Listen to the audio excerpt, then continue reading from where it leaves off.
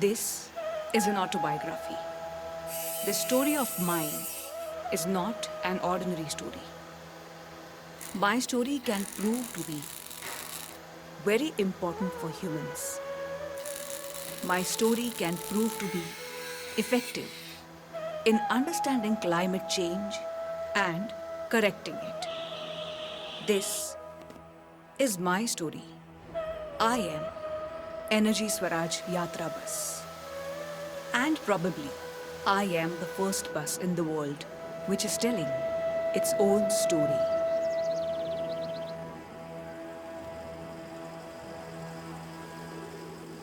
Although there are crores of buses in the world, but I am a unique bus. I am a complete house on four wheels with all its appliances powered by sunlight. I have a bed to sleep, a library, office, washroom, training room, TV, small temple, a kitchen. Yes, and a small garden too. Solar panels are installed on my roof. All the equipment inside me runs on the solar power. That's why I am a unique bus. One reason for my uniqueness is my creator, Chetan Singh Solanki, a professor at IIT Bombay. People also know him as Solar Man of India and Solar Gandhi. Professor Solanki is worried about the increasing carbon emission on the earth, the increasing temperature of the earth, and the future of all of us. So he took a decision to travel in me. He pledged to not go home for 11 years, to spread awareness about the serious issue of climate change to every nook and corner of the country, and encourage people to take climate corrective actions. And I, the Energy Swaraj bus, became the companion of this journey. The Chief Minister of Madhya Pradesh, Shri Shivraj Singh Chauhan, has flagged off this from Bhopal. And in this way, my and Professor Solanki's journey started.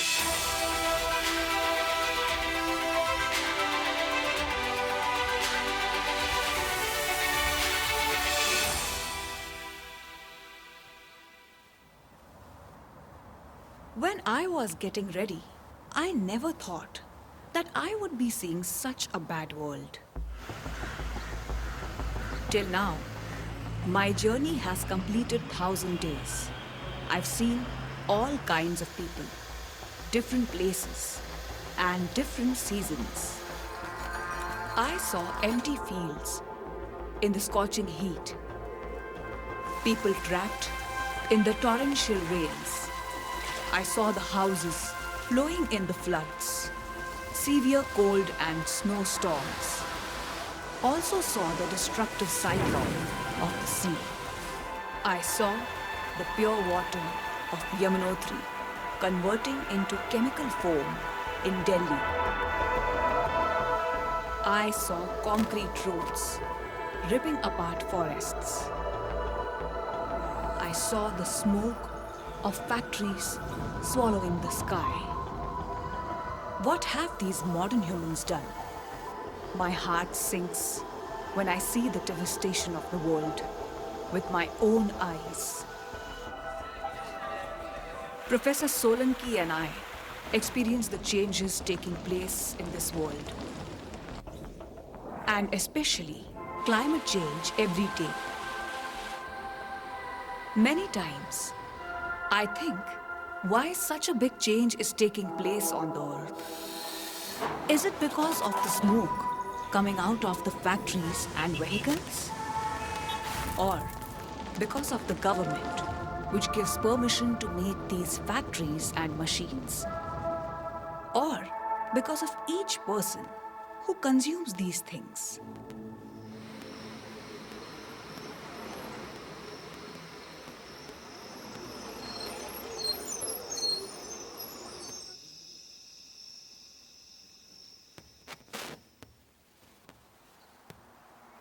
In this journey of mine, many people came to meet me and see my uniqueness.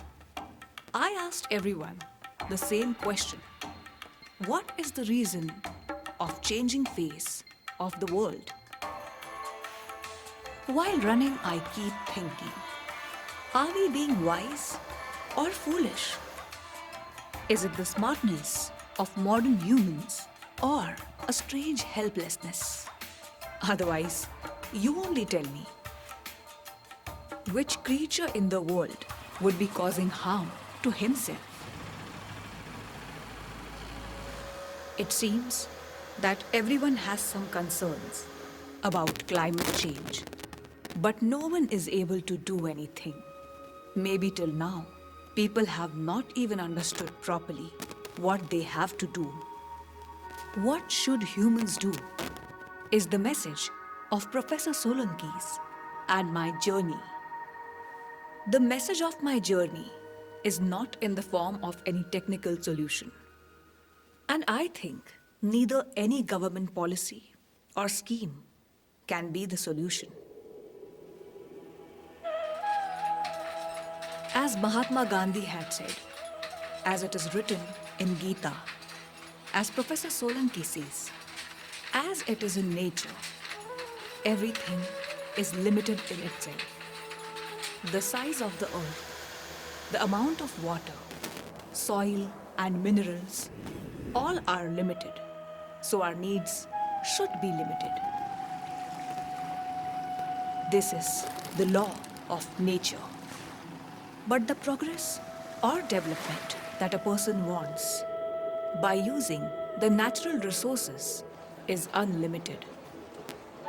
There is a desire to use more stuff, to earn more money, to have more and more comfort. It is not possible to fulfill it. How long will poor Mother Earth supply you extra and extra?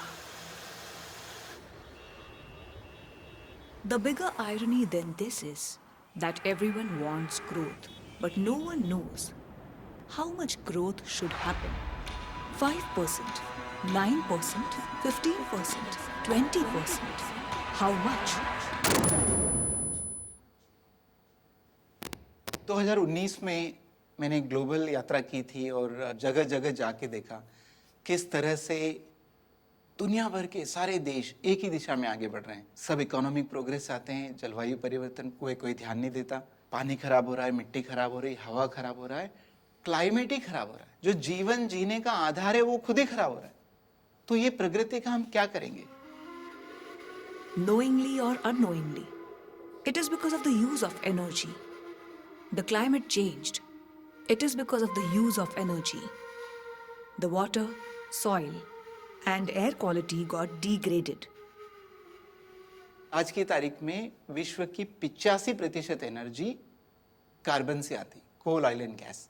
और ये carbon के कारण carbon dioxide emission होता है, जो कि एक तरह से ग्रीन हाउस गैस है, जिससे ग्रीन हाउस इफेक्ट होता है, ग्लोबल वार्मिंग होती है। ये जो ग्रीन हाउस गैस है, इसका लाइफ 300 साल है। तो ये जो हमारा छोटा सा सुख के लिए हम जो ये सब उपयोग करते हैं, उससे 300 साल का नुकसान करते हैं। और 300 साल तक किसी को ये दुख भुगतना पड़ेगा। कौन भुगतने वाला है दुख? हमारे बच्चे और उनके आने वाले बच्चे। I am just a bus, lifeless. Yet I worry a lot about your children. If so much has changed in the last 1,000 days, what will happen in the next 1,000 days? What will be the condition of the people? Would you understand the message of my journey? Would you take some climate corrective actions? Or would you leave your children to suffer in times to come? I'm telling this to you because you have spoiled the condition of this earth by using energy, by using material, and by consuming more and more. Some people have more and some less. Whatever you have done it. That's why don't compare with others. Start taking actions to rectify it. Climate change will affect everyone. No human being in this world no matter how rich he may be, or from any country, is not going to escape from the wrath of climate change. If not today, then tomorrow, I hope that people will definitely understand that humans need nature to live. Nature doesn't need humans. Should every parent, every factory owner, every politician, every teacher, and every common man take this responsibility from today onwards to use water, energy, and fuel in a limited quantity? My journey is to show a new path to the modern man, to teach to live a life based on solar energy by following the laws of nature. My journey will last till 2030. Me and Professor Solanki is not going to stop because I see a ray of hope in the future. This is where I end this first 1,000-day part of my autobiography. I hope that when I will write the story of the next 1,000 days, I will write about your successes of climate correction. I will write stories of your own change and the change in the society that you will bring. I will write stories of nature's restoration, of recovery of nature, coming back to its original form. I will write 1,000 stories of 1,000 hopes.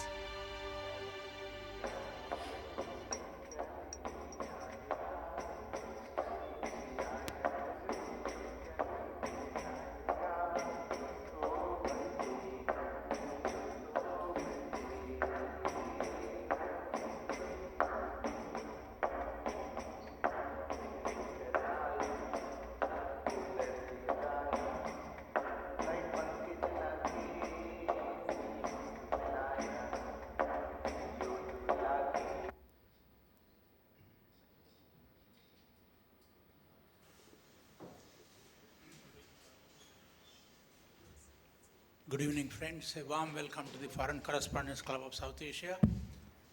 On behalf of the club, I extend a warm welcome to Professor Chetan Singh Solanki of the IIT Mumbai. I want to congratulate him on undertaking an 11-year sojourn across India to make people aware of climate change and what each one of us can do about that. 2 days ago, the world celebrated World Environment Day. So we are using that occasion to have Professor Solanki with us to talk about his massive expedition across India. He's already in Guinness Book. He has 3 records, apart from a lot of other things. May I now invite my colleague Simran Sodhi to introduce Professor Solanki.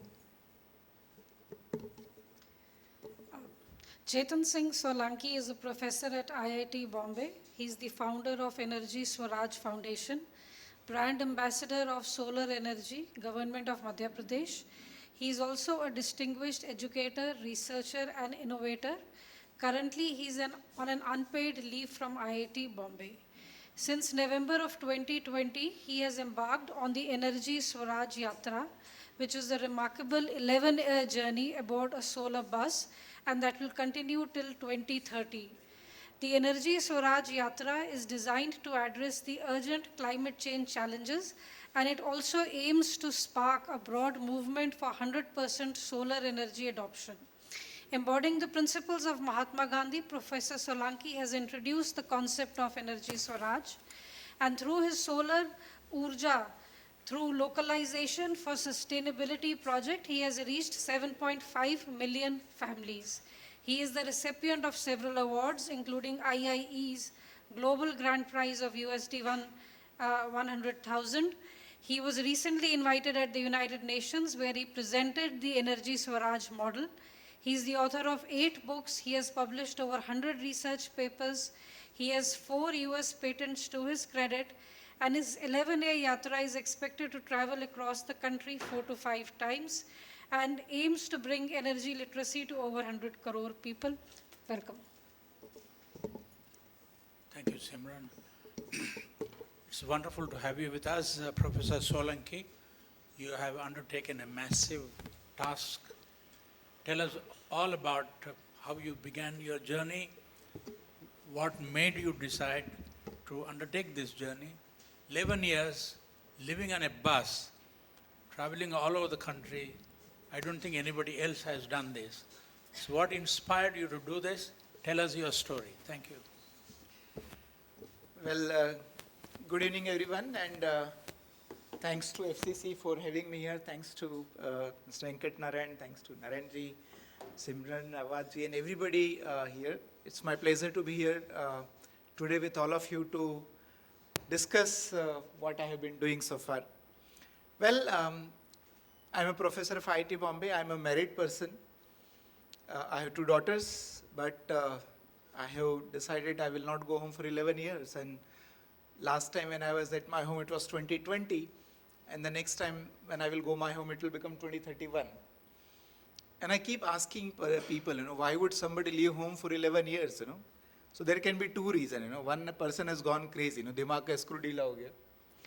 Or there can be a genuine reason, And looking at me, I hope you don't feel that I'm a crazy person, which means there is a genuine reason. And this year's summer actually is telling us that it is very, very serious concern that climate is not changing. It has already changed. And it's not already changed, it's already accelerating. The change is so fast that 10, 20 years back, if somebody would have asked a elder person, then only elder person will tell, yes, he has experienced the change. But today, you go and ask 10th standard student, have you experienced change in your life? And the answer will be yes.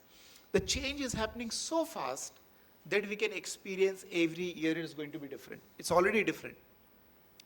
So therefore, climate is not changing, it has already changed, and not changed, it is accelerating.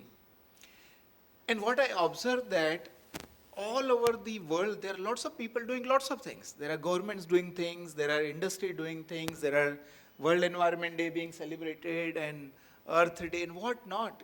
So many things. There are tens and thousands of NGOs, there is a Paris Agreement, there's a COP meeting. Lot of things are happening, but the fact remains that every single year the climate change is worsening. So what I experienced that the business as usual approach of the world are not working. The normal tools are not working. Policy making is not working. Technology development is not working. Economic growth is not working. All these things are not working, right? And these are the tools of making a change, bringing a change. Now, what do we do when policies don't work? What do we do when technology don't work? What do we do when economic doesn't work? Economic growth doesn't work. Rather, all these 3 things are creating more problems. And that's why despite Paris Agreement, which is one of the most powerful agreement on this planet, where 195 countries in the world have signed agreement to reduce the carbon emission by 50% by 2030. Now, who are these 195 countries? Every country, rich countries, poor countries, developed countries, developing countries, every country is almost part of it. Despite that, in 2024, from 2015, after signing agreement till today, the carbon emission is rising and rising and rising.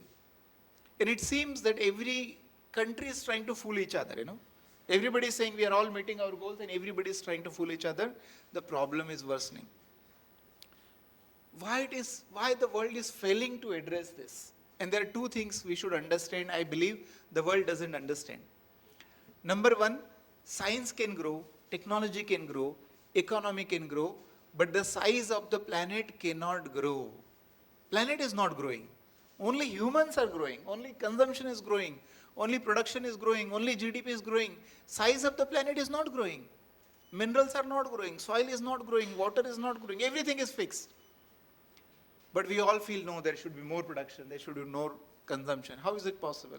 That's why Mahatma Gandhi said 100 years back that there is only enough in the world for everyone's need, not for anyone's greed. And it is written in every wall, Go to any school and college, it's already written. There is enough for everyone's need, not for anyone's greed. Do people understand the meaning of this? Does anybody understand? I keep asking people, and in audience you can also tell me, do you really understand why did Gandhi said this 100 years back? Only enough for everyone's need, not for anyone's greed. Did he gone crazy that time? Nobody knows actually. For one simple reason, because everything is finite. When our salary is fixed, our expenses should also be fixed. That is not happening. So world is not understanding this boundary condition that in a finite resources there has to be finite consumption. So rule number 1 that we are all violating, we are not able to limit our consumption. Rule number 2, when everything is finite, your production, you cannot have a centralized way of doing things. And whenever we centralize, it results in an unequal distribution of resources, wealth. Whenever there's unequal distribution, there's inequity. Whenever there is inequity, there's a lack of peace and eventually violence. And that is also happening in the world. Science is growing, technology is growing, economy is growing. Brotherhood is not growing. The love between people is not growing. Rather, violence is growing. So, world is failing to recognize this two boundary condition that whatever we do on this planet, we have to follow the limiting consumption and localizing production. This is what you can call them as Solanki's fundamental laws of human existence. And I keep guaranteeing everywhere. Wherever I go, I keep asking people right on the walls.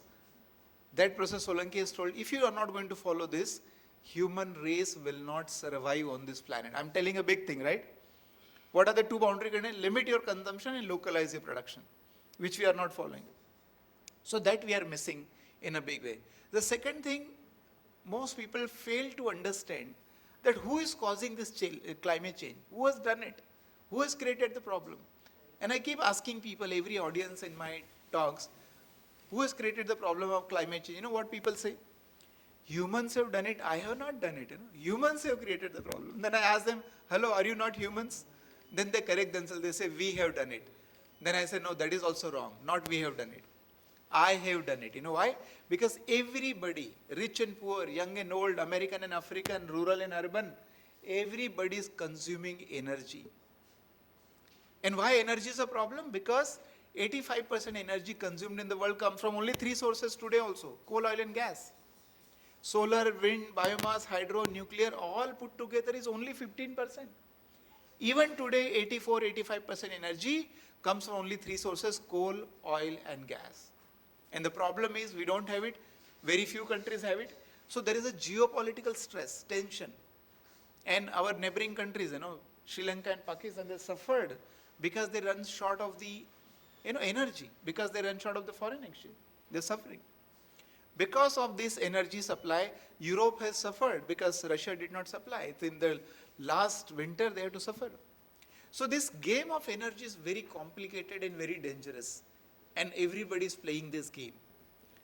That cannot be sustainable. Number two problem is that every time when you burn carbon, it results in into it. It's every individual's duty, because every individual consumes energy, every individual emits carbon dioxide, every individual is contributing to the problem, and therefore every individual has to be the part of the solution. I think that is the only way. Of course. There is any say of the policy decisions and Well, what I'm saying is, policy makers, number one, they are elected for short ages. Policy makers, number one, they have limited time. Their scope is limited. Number two, they cannot afford to do the right thing. You know why? Because if I go and sit with Prime Minister Modi and tell him, if you grow with 6%, which means you are going to consume more energy, which means more carbon emission, which means more climate change. So if I explain Modi ji that let's not grow with 6%, let's grow with 3%. Do you think Modi ji will announce to the country that, bhai aur behno, let's grow with only 3%? The moment he said, he will lose election. What I'm saying, Modi ji, I'm taking example. Let's take example of any world leader.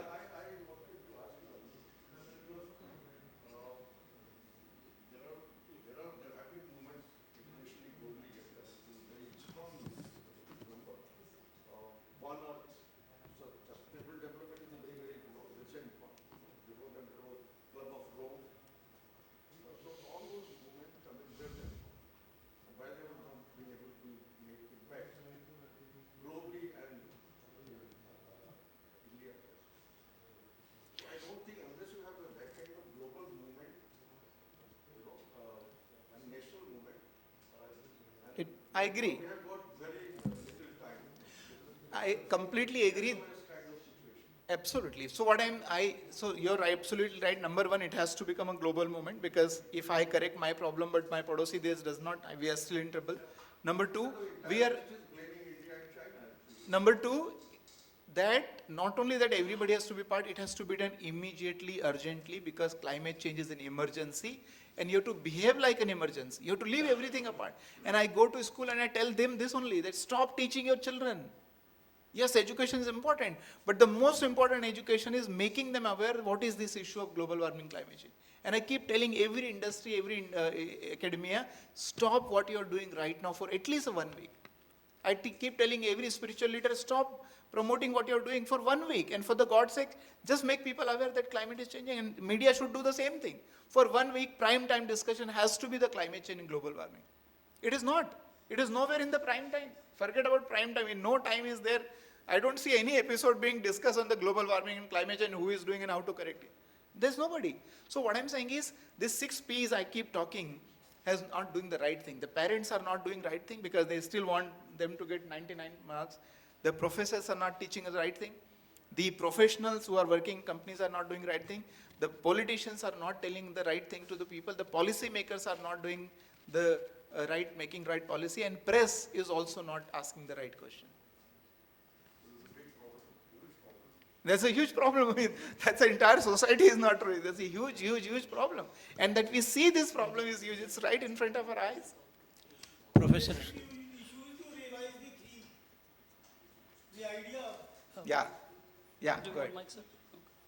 First of all, Professor Solanki, I'd like to thank you from the bottom of my heart that you're fighting for this cause. Thank and you. We really feel indebted. बस मेरे कुछ एक सवाल हैं क्योंकि ज़्यादातर लोगों ने पूछ दिए हैं. The first is, sir, when we talk about consumption of consumption, then who is responsible?